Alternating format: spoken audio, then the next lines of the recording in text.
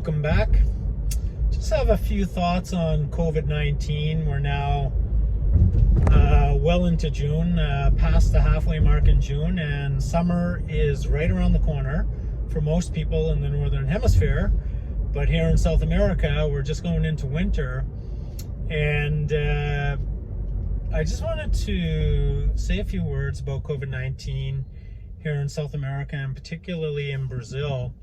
As you can see through the windows, and I purposely drove the car this way as I'm going to my destination so that you would have a chance to see in the background the sheer amounts of people that have taken to the streets, that are just basically crowded together, getting on these buses here, just absolutely packed. I mean, the good news is they're all wearing masks. But back to the talking points originally.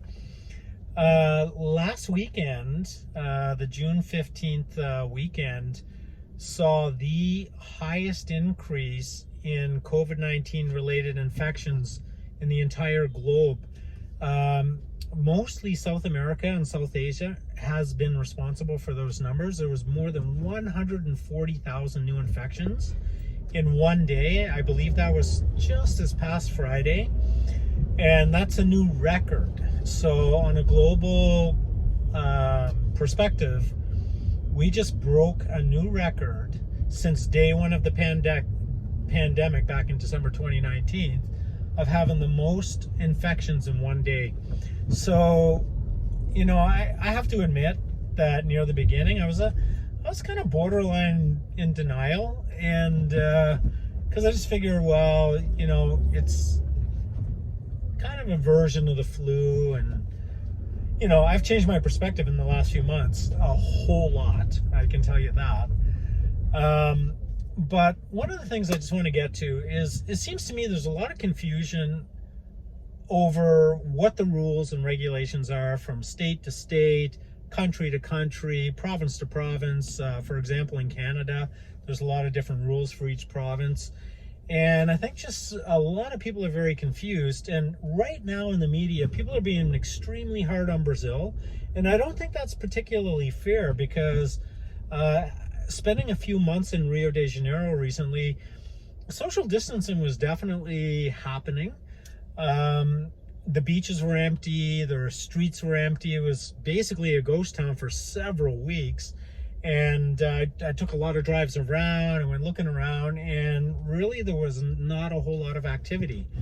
One of the things that a lot of people are not aware of, in Rio de Janeiro, the contagion of COVID-19 really began with elitist people in an area called Ipanema who decided to throw big parties at the beginning of the COVID-19 crisis.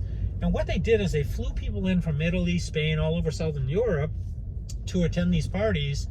And those, out of the 400 people that went to one of the parties, 134 of them were infected. So what did they do? They went back. Well, first of all, they spread it amongst the party.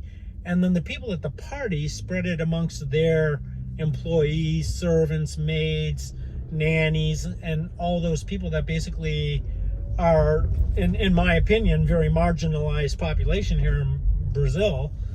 And they took it back to the poorer areas of the city, and that's where the city is very densified, and people are literally living on top of each other in the favelas and whatnot. The blue collar neighborhoods, the brown collar neighborhoods, they're really being hit bad now. The most recent numbers that I'm aware of is that there's more than 800,000 cases in Brazil right now, which has surpassed England and is now only number 2 to United States. And I have no doubt, when you look around, you can just see out the window, everyone's out. There's no social distancing that I can see. There's no law enforcement. There doesn't seem to be any methodology to the rules and regulations.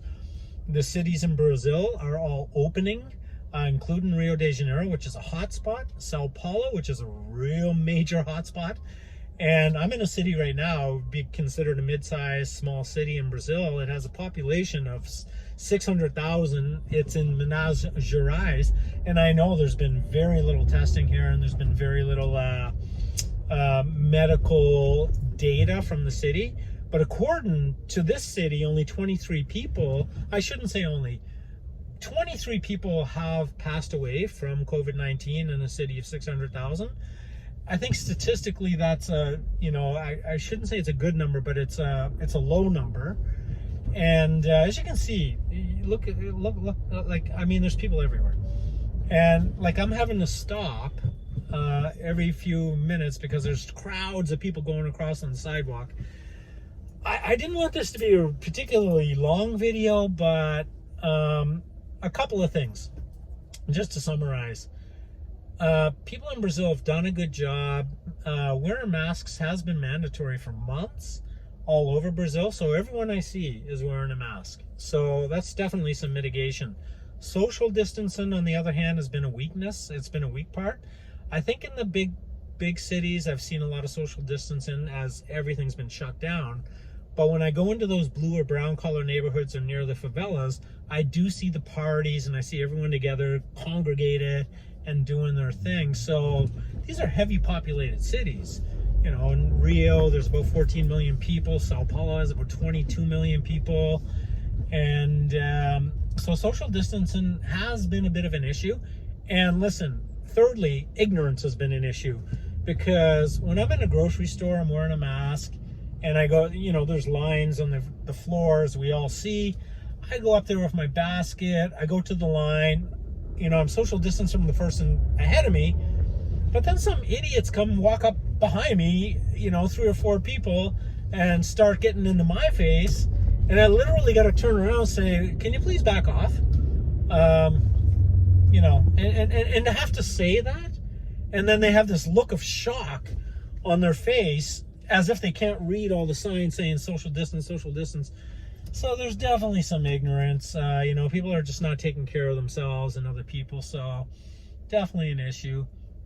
I don't know what's going to happen here. Like, we're getting into late June here, and everything's reopening. The phase of openings, there's a 5-phase opening strategy here in Brazil, and we're going into phase 2, and the timing couldn't be worse. If you look at the Brazil numbers, if you go to ourworlddata.com, I don't know if it's ourworld.data, it's a website called Our World Data. It's an amazing repository of information globally of what's going on with COVID-19, all the different graphs. You can slice them and dice them. This is not an ad for that site, but I get a lot of great information from there. And the Brazil graph is off the charts. I mean, United States is kind of going like this. Brazil's kind of going like this. And it's surpassed all other countries now except for the United States. I have no doubt that Brazil will probably pass the United States. The other countries that are definitely being hammered right now is Russia, India, Chile, Peru. Peru's been a massive hotspot with about 450,000 cases for a small population. It's incredible. Mexico's another hotspot, and India. So really, you know, between India and Brazil, just those 2 countries are responsible for a lot of the sort of global numbers increasing right now. This is far from over, folks. I mean, I want to get back to normal. Everything's so uncertain and day to day, and you know, you're starting to.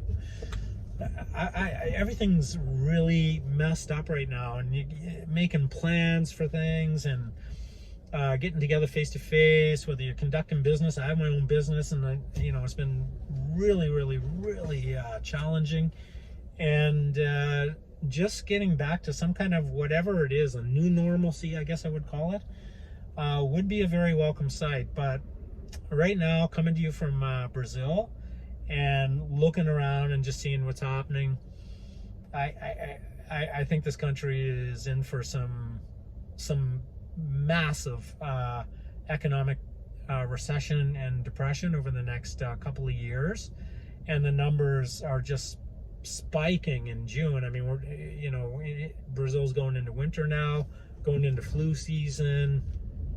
However, flu season is correlated with COVID-19, I don't know, but people's immune systems are going down a little bit. It's getting colder. There's not a whole lot of heat or furnaces or fireplaces in the housing here. So,